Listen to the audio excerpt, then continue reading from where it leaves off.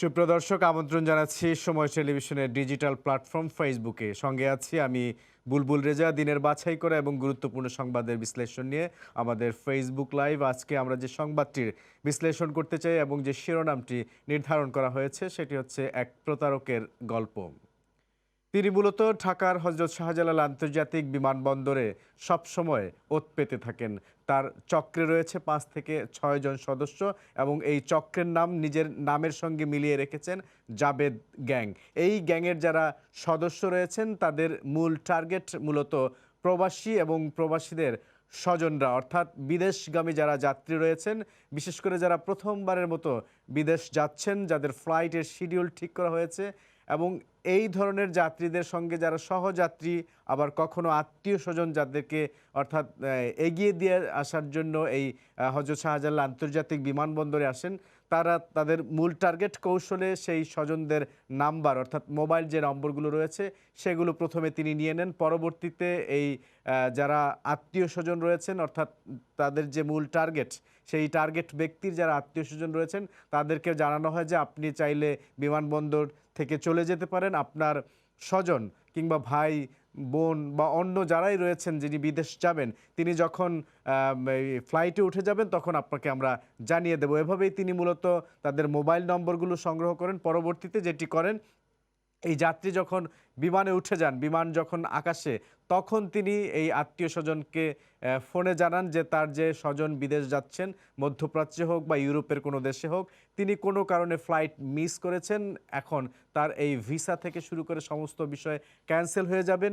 তার যে লাখ লাখ টাকা খরচ করে তিনি যে ভিসা বের করেছেন, তিনি যে বিমানের টিকিট কেটেছেন, সবই কিন্তু জলে যাচ্ছে। এ অবস্থায় তাকে যদি রিফ্লাইট অর্থাৎ পুনরায় তাকে কোনো ফ্লাইটের ব্যবস্থা করা হয়, সেক্ষেত্রে তার নতুন করে বিমানের টিকিট কাটতে হবে, সেক্ষেত্রে টাকার দরকার। এভাবেই তিনি কিন্তু বছরের পর বছর এই অর্থাৎ বিদেশগামী যাত্রীদের স্বজনদেরকে টার্গেট করে এবং প্রবাসীদেরকে টার্গেট করে লাখ লাখ টাকা হাতিয়ে নিয়েছেন। এপিবিএন অর্থাৎ এয়ারপোর্ট যে আর্মড পুলিশ ব্যাটালিয়ন রয়েছে, তারা তাকে সম্প্রতি গ্রেফতার করেছে। গ্রেফতারের পর যেটি জানা যাচ্ছে, এর আগেও এই শুধুমাত্র এপিবিএনের হাতেই তিনি ৪ বার গ্রেফতার হয়েছিলেন, সিআইডির হাতে গ্রেফতার হয়েছিলেন, ঢাকা মহানগর গোয়েন্দা পুলিশের হাতে গ্রেফতার করেছেন এবং তার প্রচুর পরিমাণ অবৈধ সম্পত্তির খোঁজ পেয়েছিল সিআইডি এবং মানি লন্ডারিংয়ের মামলাও হয়েছিল। সুপ্রিয় দর্শক, এ বিষয়ে আমার তৈরি করা একটি প্রতিবেদন রয়েছে, আমরা শুরুতে প্রতিবেদনটি দেখে আসব।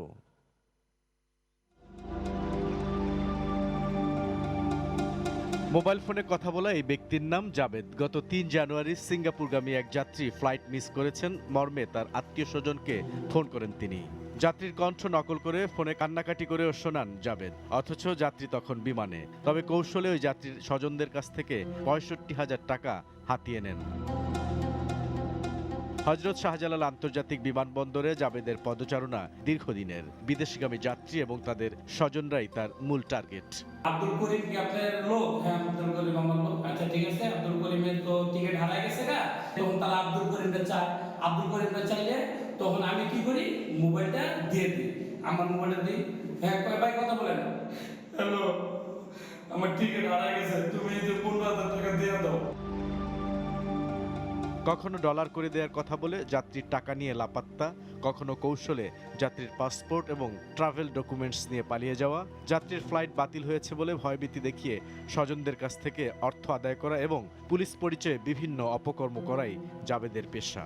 নিজের নামে তিনি বিমানবন্দর কেন্দ্রিক একটি গ্যাংও তৈরি করেছেন। যাত্রীরা বা সহযাত্রীরা যখন ভেতরে ঢোকেন, এয়ারপোর্টে আসেন, তখন এদের সাথে এই সিকিউরিটি গার্ড যেহেতু সে একটা সখ্যতা গড়ে তুলে তাদের একটা আস্থায় চলে আসে। আস্থায় আসার পর তাদের নাম্বার কালেক্ট করে এমনভাবে, যদি যাত্রী হয় তাহলে বলে যে আপনি বিমানে উঠে যাওয়ার পর আপনার ফ্যামিলিকে আমি ফোন দিয়ে দিব, আপনি আপনার নিকটাত্মীয় কারো ফোন নাম্বার দিয়ে যান। অথবা সহযাত্রী যদি হয়, সহযাত্রীরা যেহেতু টার্মিনাল ভবনে ঢুকতে পারেন না, তো যাত্রীরা যখন ভিতরে ঢুকে যায় তখন দেখা যাচ্ছে সহযাত্রীকে গিয়ে বলতেছে আপনার যাত্রীটা যখন ফ্লাইট চলে যাবে আমি আপনাকে ফোন করে বলে দেবো, আপনি আমাকে ফোন নাম্বারটা দিয়ে যান। ২৬ এপ্রিল মধ্যরাতে বিমানবন্দর এলাকা থেকে জাবেদকে আটক করে বিমানবন্দর আর্মড পুলিশ ব্যাটালিয়নের গোয়েন্দা দল।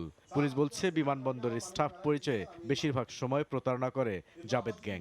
আসলে সে কিন্তু এয়ারপোর্টের কেউ না, কিন্তু সে পরিচয়টা দিবে আমি এয়ারলাইন্সের অফিসার অথবা আমি এয়ারপোর্টের অফিসার, আপনার যাত্রীর এই সমস্যা হচ্ছে, গরিব মানুষ, আমি একটু ওনাকে হেল্প করে দিতে চাচ্ছি, এই অবস্থা সে এইভাবে বোঝায় যে সে এমনভাবে বোঝায় যে আসলে মানে মানবিকভাবে বিবেচনা করে সেই যাত্রীকে হেল্প করার চেষ্টা করছে, কিন্তু আসলে পুরোটাই শুভঙ্করের ফাঁদ। এর আগেও বেশ কয়েকবার জাবেদকে গ্রেফতার করেছিল এপিবিএন।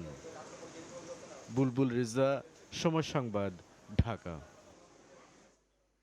প্রিয় দর্শক, দেখছিলাম আমার তৈরি করা প্রতিবেদনটি। এই প্রতিবেদনটি যাকে নিয়ে, অর্থাৎ অভিযুক্ত যে ব্যক্তি, তার নাম জাবেদ, তার বাড়ি গাজীপুর জেলায়, এবং এই গাজীপুর জেলায় তার বিপুল সম্পত্তির সন্ধান পেয়েছিল একটা সময় সিআইডি। তিনি মূলত সেই অনেক আগে থেকেই প্রাইভেট একটি সিকিউরিটি কোম্পানির সিকিউরিটি গার্ডের দায়িত্ব পালন করতেন ঢাকার হজরত শাহজালাল আন্তর্জাতিক বিমানবন্দর থেকে।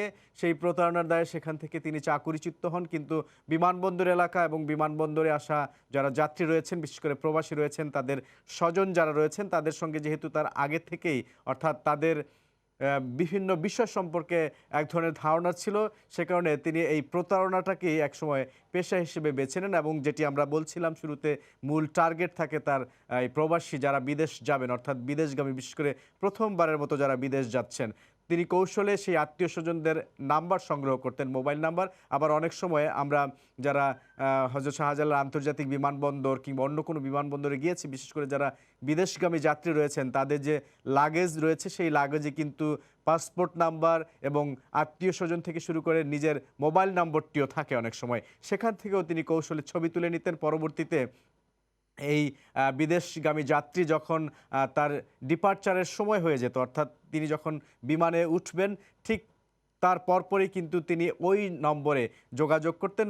কোনো একটি কারণ দেখিয়ে বলতেন যে কোনো কারণে আপনার যে যাত্রী রয়েছেন, আপনার স্বজন রয়েছেন, তিনি বিমানের ফ্লাইট মিস করেছেন বা ক্যান্সেল হয়েছে, সেক্ষেত্রে তিনি আজকেই যদি অন্য কোনো ফ্লাইট ধরতে চান, সেক্ষেত্রে নতুন করে তাকে টিকিট কাটতে হবে। এবং তিনি কণ্ঠ নকল করতেন। কণ্ঠ নকল করে ওই যে ভুক্তভোগী টার্গেট ব্যক্তি, তার কণ্ঠ নকল করে তিনি কথা বলতেন। তিনি বলতেন যে আমার টিকিট হারিয়ে গেছে। সেক্ষেত্রে আত্মীয় স্বজন যারা রয়েছেন, তারা কিন্তু অনেক সময় যাচাই বাছাই না করেই, অনেক সময় কান্না জড়িত কণ্ঠে যেহেতু তিনি কথা বলতেন, বিশ্বাস করতেন যে ইনি হয়তো তার সেই স্বজন যিনি বিদেশ যাচ্ছিলেন, কোনো কারণে তার টিকিটটি হারিয়ে গেছে। এভাবে তিনি কোটি কোটি টাকা উপার্জন করেছেন। শুধুমাত্র সিআইডির যে প্রতিবেদন ছিল 2017 সালে তিনি প্রথম পুলিশের অপরাধ তদন্ত বিভাগ সিআইডির হাতে গ্রেফতার হয়েছিলেন। পরবর্তীতে গাজীপুরে তার নিজের নামে, তার স্ত্রীর নামে, তার শ্বশুরের নামে বিপুল সম্পত্তির সন্ধান পেয়েছিলেন। পরবর্তীতে মানি লন্ডারিংয়ের মামলা হয়েছিল। সেই মামলায় তিনি কিভাবে কোনো আইনজীবীর মাধ্যমে আবারও কিন্তু তিনি জামিনে বেরিয়েছিলেন, এটি সম্পূর্ণ আইনের বিষয়। জামিন পাওয়া তার অধিকার রয়েছে, কিন্তু যেহেতু প্রতারণার মামলা হচ্ছে, এই বারবার এই প্রতারণার মামলায় তিনি খুব সহজেই জামিনে বেরিয়েছিলেন। পরবর্তীতে আমরা দেখি 2019 সালে তিনি আবারও ঢাকা মহানগর গোয়েন্দা পুলিশের হাতে গ্রেফতার হন। এবং তিনি কিভাবে প্রতারণাগুলো করেন, কত বছর ধরে এই প্রতারণার সঙ্গে জড়িত, সেই বিষয়গুলো কিন্তু তিনি জানান ঢাকা মহানগর গোয়েন্দা পুলিশের যারা কর্মকর্তা রয়েছেন তাদেরকে। পরবর্তীতে তিনি আবারও জামিনে বের হন। আমরা সম্প্রতি ঢাকার হযরত শাহজালাল আন্তর্জাতিক বিমানবন্দরে দায়িত্বে যারা রয়েছেন, বিশেষ করে এয়ারপোর্ট আর্মড পুলিশ ব্যাটালিয়ন, তাদের সঙ্গে কথা বলে যতটুকু জানতে পেরেছি, তারা তাকে আবারও গ্রেফতার করেছেন। এবং যে তথ্যটি তারা দিচ্ছেন সেটি হচ্ছে, এই এপিবিএনের সাথেই শুধু হাতেই তিনি এই বিমানবন্দর এলাকায় 4বার গ্রেফতার হয়েছেন। ম্যাজিস্ট্রেট তাকে 2 বছরের জেল জরিমানা করেছেন। অর্থাৎ এত কিছুর পরেও তিনি আবারও কি করে বেরিয়ে যাচ্ছেন জামিনে এবং পরবর্তীতে প্রতারণার আশ্রয় নিচ্ছেন, সেটিই কিন্তু আসলে এখন জানার বিষয়। আইন শৃঙ্খলা রক্ষাকারী বাহিনীর সদস্য যারা রয়েছেন, তারা যেটি বলছেন, তাদের মূল কাজ একজন অপরাধীকে গ্রেফতার করা এবং তাকে আইনের আওতায় নিয়ে আসা, পরবর্তীতে কোর্টে পাঠানো। সেখান থেকে আসলে এটি সম্পূর্ণ কোর্টের এখতিয়ার, সম্পূর্ণ আদালতের বিষয়, তিনি জামিন পাবেন কি পাবেন না। কিন্তু বারবার বেরিয়ে আসছেন, যেহেতু প্রতারণার মামলা খুব সহজ ধারায় মামলা হয়, খুব সহজেই কিন্তু তিনি বেরিয়ে আসছেন। পুলিশের পক্ষ থেকে যেটি জানানো হচ্ছে, শুধুমাত্র তিনি কিন্তু এই বিমানবন্দর কেন্দ্রিক প্রতারণার সঙ্গেই জড়িত না। তিনি অনেক সময় গাড়িতে যে বিভিন্ন নাম্বার থাকে, চেসিস নাম্বার থেকে শুরু করে মালিকের নাম, মোবাইল নম্বর থাকে, তিনি সেখানেও সেই নাম্বারে ফোন দেন এবং তিনি নিজেকে তখন পুলিশের ঊর্ধ্বতন কর্মকর্তা পরিচয় দেন। এবং যেটি জানান সেটি হচ্ছে যে তার গাড়িটি কোনোভাবে অর্থাৎ ট্রাফিক রুলস ভায়োলেশনের কারণে সেটি জব্দ করা হয়েছে। এখন গাড়িটি যদি তিনি ছাড়িয়ে নিতে চান, সেক্ষেত্রে কিন্তু তাকে টাকা গুনতে হবে। এভাবেই বছরের পর বছর তিনি এই প্রতারণার বিদ্যা রপ্ত করেছেন এবং প্রতারণার মাধ্যমে তিনি কিন্তু কোটি কোটি টাকা উপার্জনও করেছেন। এবং সেটি আসলে সেই সিআইডির পরবর্তীতে ঢাকা মহানগর গোয়েন্দা পুলিশ এবং এই শেষ পর্যন্ত এপিবিএন যেটি বলছে যে তিনি এপিবিএন এর কাছেই কিন্তু 4বার গ্রেফতার হয়েছেন এবং এপিবিএন এর যিনি কর্মকর্তা রয়েছেন তিনি যেটি বলছিলেন যে এক সময় একটি প্রাইভেট কোম্পানির সিকিউরিটি গার্ডের দায়িত্বে থাকা এই জাবেদ কিভাবে একটি গ্যাং তৈরি করেছেন এবং প্রবাসী বিদেশগামী যাত্রীদের কাছে কিভাবে হযরত শাহজালাল আন্তর্জাতিক বিমানবন্দরে এক ধরনের আতঙ্কের নামে পরিণত হয়েছেন এই জাবেদ এবং তার গ্যাংয়ের সদস্যরা, সেটি কিন্তু আসলে পরিলক্ষিত। আমরা সিসি ক্যামেরার ফুটেজে দেখেছি, অসংখ্য ক্লোজ সার্কিট ক্যামেরার ফুটেজ আমরা পেয়েছি, সেখানে দেখেছি যে দিনে রাতে 24 ঘন্টা তিনি না থাকলেও তার গ্যাংয়ের সদস্যরা কিভাবে